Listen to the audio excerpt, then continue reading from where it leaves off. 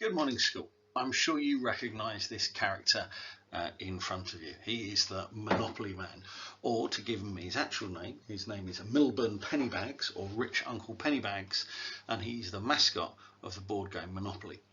But actually, the history of Monopoly as a board game is actually quite interesting, and that's what we're going to talk a little bit about today. Here you'll see four famous London landmarks: Trafalgar Square, Piccadilly, King's Cross Station and Regent Street. Now these of course all appear on the UK Monopoly board, but as do these. Here we see two less well known London landmarks.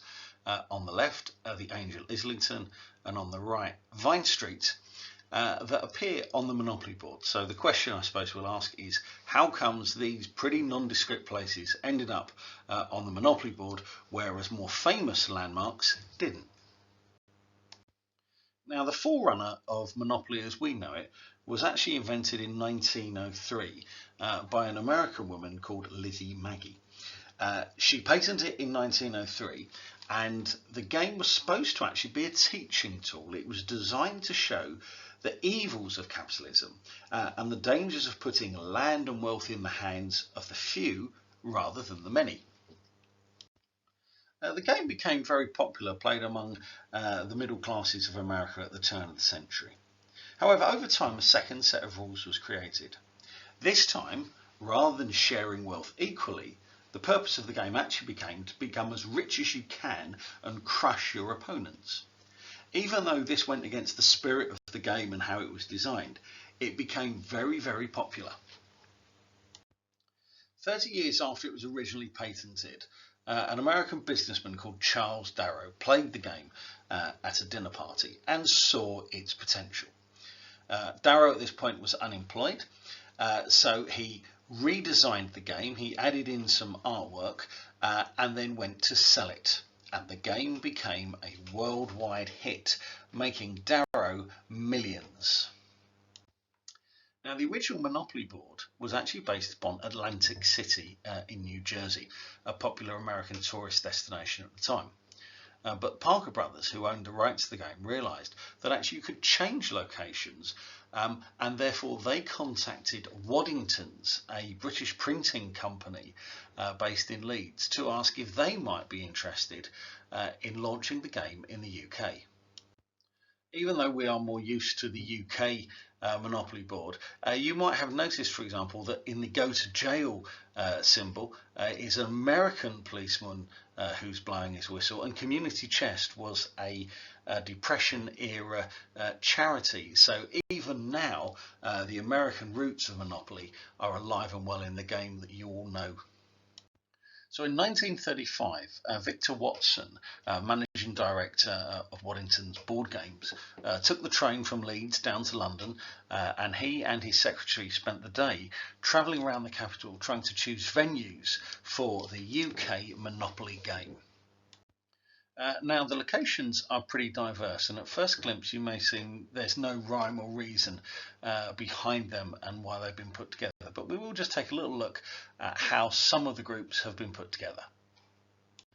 Now, I mentioned his train came into King's Cross, and one of the things he and his secretary did was they walked up and down New Road in London, going from Euston Road right the way up to the Angel Islington. Now, the Angel Islington was actually a pub. The Angel Inn in Islington stands at a crossroads, and so the crossroads became known as the Angel. It's now a Costa, but Victor and his secretary enjoyed tea at the Angel Inn, and that is how comes that's ended up on the Monopoly board. Now, some of the groups have been put together geographically and others by theme. For example, Piccadilly, Coventry Street and Leicester Square are all to do with entertainment and nightlife, being at the time the home of cinema, of bars and nightclubs. Whereas Northumberland Avenue, Pall Mall and Whitehall, well, geographically they're all linked because they all end on Trafalgar Square. Vine Street, Marlborough Street and Bow Street, however, the orange group, are not linked geographically. So what's the connection behind them? Well, interestingly, Marlborough Street is the home of Marlborough Magistrates Court, one of the biggest courts in London, and Bow Street was, of course, the founding place of the Bow Street Runners. So they are linked through ideas of crime and justice, and that brings us to Vine Street. While these days Vine Street is a rather nondescript little cul-de-sac, up until the 1940s it was the home of Vine Street Police Station, one of the busiest and largest police stations in the whole of London. You may be interested to know that the dog, the Scottish Terrier, is the most popular Monopoly token. However, that wasn't actually introduced to the 1950s. The original tokens were a cannon, a thimble, a top hat, a battleship and a boot. Other fun facts you might want to know is the fact that more Monopoly pounds are printed every year than real pounds. And also, during World War II, special Monopoly sets were sent out to British prisoners of war held by Nazi Germany. The Secret Service actually created fake charities to send out these games, but hidden within them were often codes, maps, currencies and compasses to help British prisoners of war with their escape plans. As I said, the game was originally created by Lizzie Maggie on the left as you look at it here, who aimed to create a game which showed the perils of too much wealth being put in the hands of one or two individuals.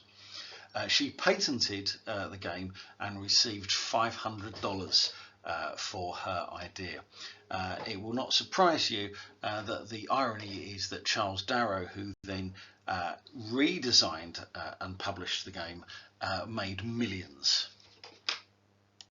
If you'd like to learn more of the story behind Monopoly, I can recommend Mary Pilon's book, The Monopolists, which goes into much more details about the background here.